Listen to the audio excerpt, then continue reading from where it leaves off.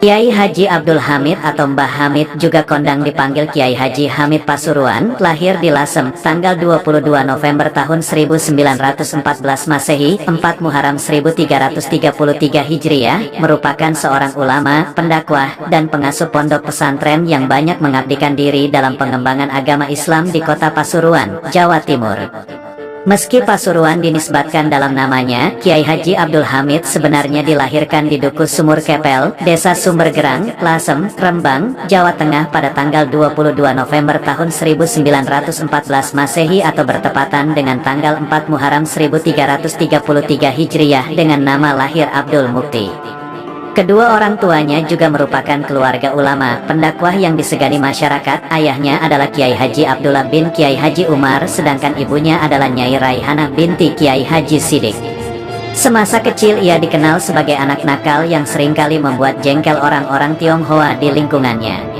Kala itu hubungan masyarakat Tionghoa dengan pribumi memang seringkali tak akur, terlebih waktu itu orang Tionghoa sering mendapat perlakuan khusus dan pembelaan dari pemerintah Hindia Belanda. Akibat kenakalannya, ia seringkali dicari oleh aparat Hindia Belanda. Rumah Kasdan, seorang sopir yang tinggal di daerah Kauman, sering menjadi tempat sembunyinya. Abdul Mukti muda juga sering menyamar menjadi perempuan untuk mengelabui aparat yang mencarinya.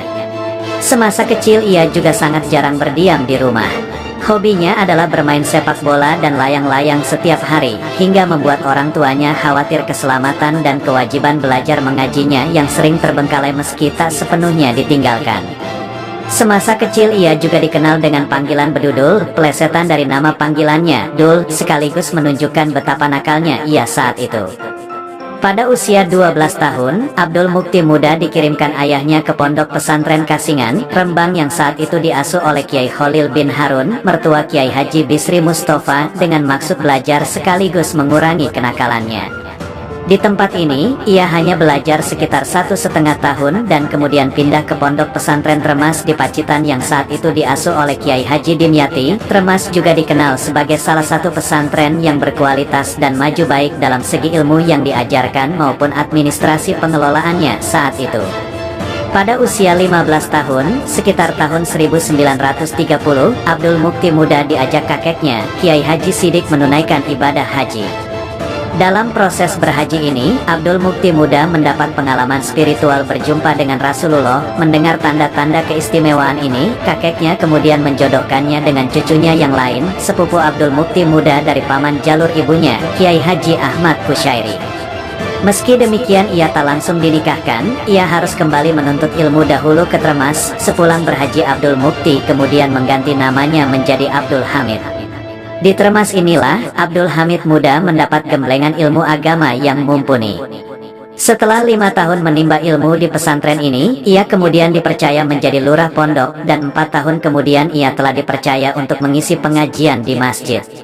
Selain belajar, ia juga sering berkholwat atau menyendiri di sebuah bukit di dekat pesantren. Ia juga jarang keluar kamar hingga dijuluki Plentu. Total ia menghabiskan 12 tahun dalam menuntut ilmu di Tremas. Semasa di Tremas ini ia juga bersahabat dengan Kiai Haji Ali Maksum yang menjadi Rais Amsyuriah pengurus besar Nahdlatul Ulama periode tahun 1980 sampai tahun 1984 dan Mukti Ali yang kemudian menjadi Menteri Agama di masa pemerintahan Orde Baru tahun 1971 sampai tahun 1978. Berikut akan diuraikan beberapa kisah karomah Kiai Hamid Pasuruan.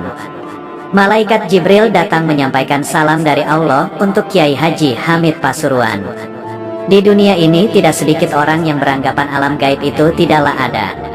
Meski demikian, ada pula orang yang percaya, akan tetapi kepercayaan mereka cuma sekedar tahu saja, tidak ada pemantapan hingga 100%.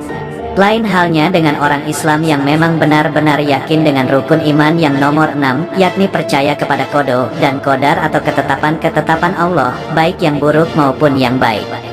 Memang sangat sulit sekali meyakini barang yang tidak ada wujudnya, tetapi kita sebagai umat Islam wajib hukumnya percaya 100% dengan adanya alam gaib itu ada. Dalam Al-Quran dijelaskan, tidak ada yang mengetahui barang gaib kecuali Allah Subhanahu wa Ta'ala.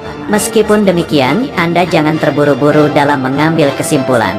Memang dalam ayat tersebut Al-Quran menjelaskan sedemikian rupa, akan tetapi para ulama ahli tafsir sepakat bahwa ada orang-orang tertentu, kekasih Allah di dunia ini yang memang diizini atau diberitahu oleh Allah Subhanahu wa Ta'ala dalam masalah kegaiban tersebut.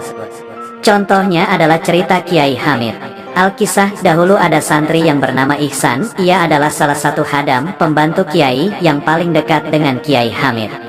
Bahkan setiap malam, Ihsan disuruh tidur di ruang tamu Kiai Hamid. Selain terkenal akan tawadhu dan kewaliannya, Kiai kelahiran kota Lasem tersebut juga terkenal akan keistiqomahan dalam ibadahnya. Setiap malam beliau tidak pernah meninggalkan qiyamul lail, salat tahajud. Pada suatu malam tepatnya pukul 0 istiwa, setelah melakukan salat tahajud, Kiai Hamid membangunkan Ihsan. "Ihsan, Ihsan, tangiyo nak. Ihsan, Ihsan, bangunlah nak." Begitulah cara halus Kiai Hamid ketika membangunkan santrinya. Ihsan pun bangun, sambil mengucek-ucek matanya ia berkata, "Wonten nopo Kiai?" "Ada apa Kiai?" tanya Ihsan. "Awakmu saiki sembayang teros le mari moco Al-Fatihah ping 100, mari ngono le wes mari awakmu metu nang ngarepe gang pondok, deloen onok opo nang kono. Sekarang kamu salat, lalu sesudahnya kamu baca surat Al-Fatihah sampai 100 kali. Kalau sudah selesai kamu keluarlah ke gang pondok, lihatlah ada apa di sana," perintah Kiai Hamid. "Inge Kiai," jawab singkat sang santri. Ia pun langsung pergi ke kamar mandi untuk berwudu. Singkat cerita, setelah Ihsan membaca surat Al-Fatihah, ia lalu keluar dari gang pondok, tepatnya di Jalan Jawa atau yang sekarang namanya berubah menjadi Jalan Kiai Haji Abdul Hamid. Pada waktu Ihsan keluar dari pondok, jarum jam kala itu menunjukkan tepat pukul 1 dini hari. Nyanyian jangkrik senantiasa mengiringi langkah kaki Ihsan. Terangnya sinar rembulan menjadi penerang jalannya. Sesampainya di Jalan Jawa, Ihsan melihat ada mobil dari arah barat. Lalu mobil tersebut berhenti tepat di depannya. Kaca mobil tersebut terbuka. Ihsan mau apa malam-malam kok di sini? Begitulah suara yang keluar dari dalam mobil tersebut. Karena lampu dalam mobil tidak dihidupkan, Ihsan pun tidak bisa melihat dengan jelas siapa yang berbicara dengannya. Ihsan pun masih tercengang dan kebingungan suara siapakah itu. Akhirnya pintu mobil itu pun terbuka dan yang keluar adalah Ibu Nyai Hajah Nafisah Ahmad, istri Kiai Hamid. Ternyata yang ada di dalam mobil tersebut adalah rombongan Ibu Nyai Hajah Nafisah yang datang dari Jakarta.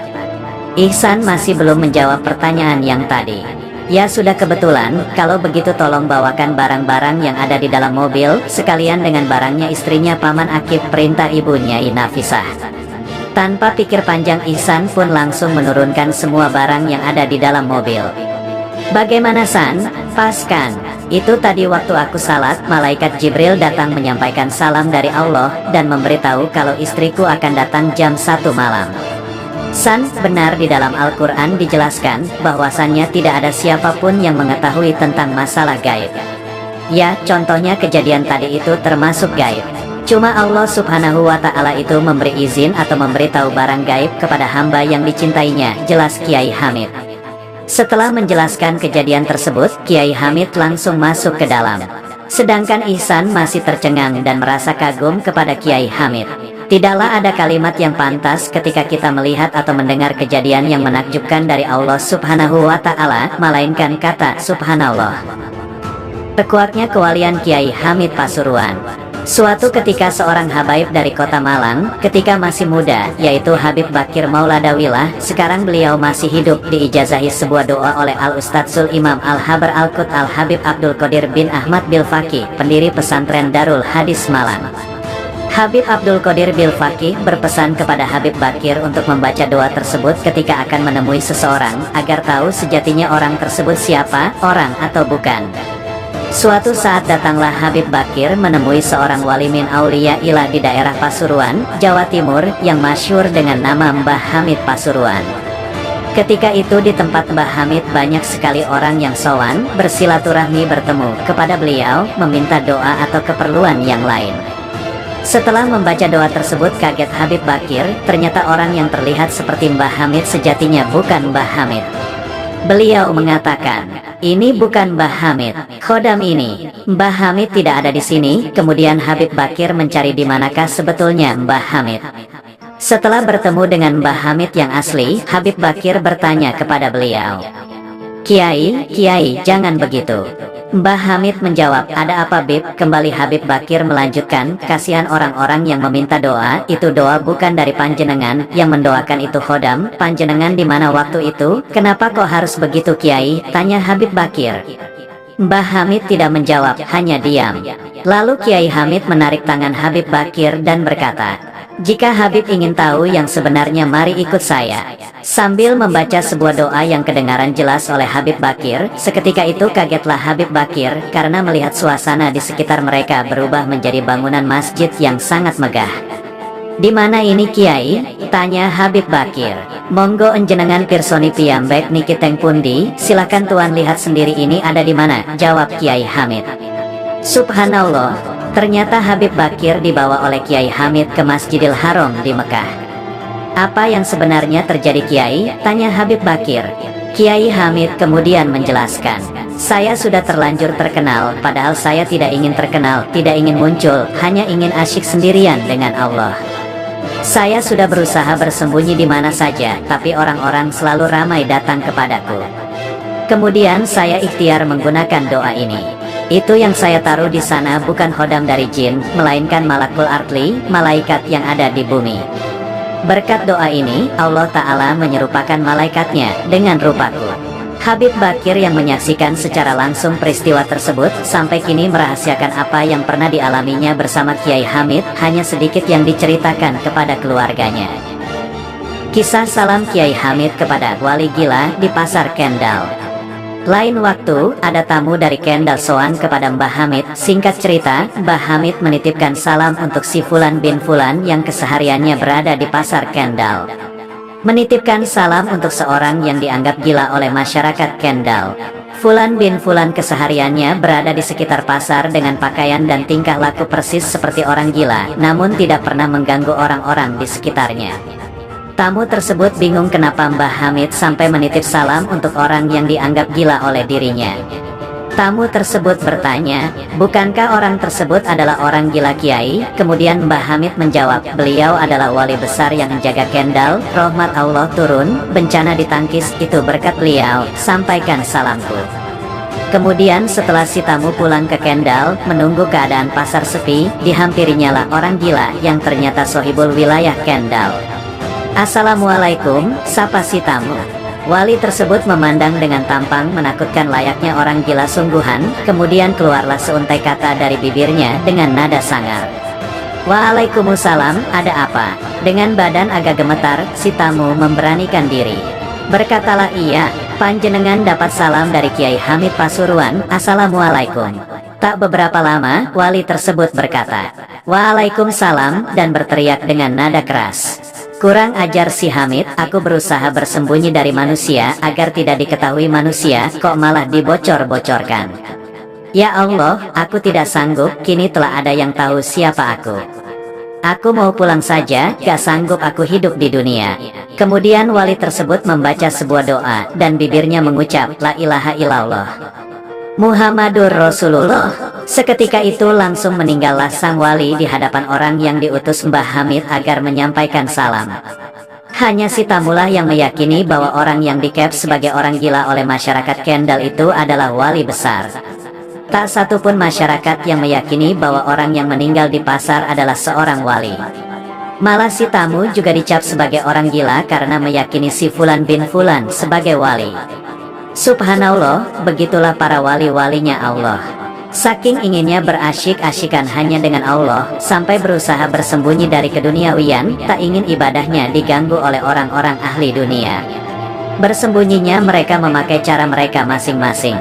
Oleh karena itu janganlah kita suudzon terhadap orang-orang di sekitar kita, jangan-jangan dia adalah seorang wali yang bersembunyi. Kisah Asmawi dan Daun. Asmawi, saya seorang santrinya, gundah gulana. Ia harus melunasi utang kepada panitia pembangunan masjid yang sudah jatuh tempo. Besarnya Rp300.000, cukup besar untuk ukuran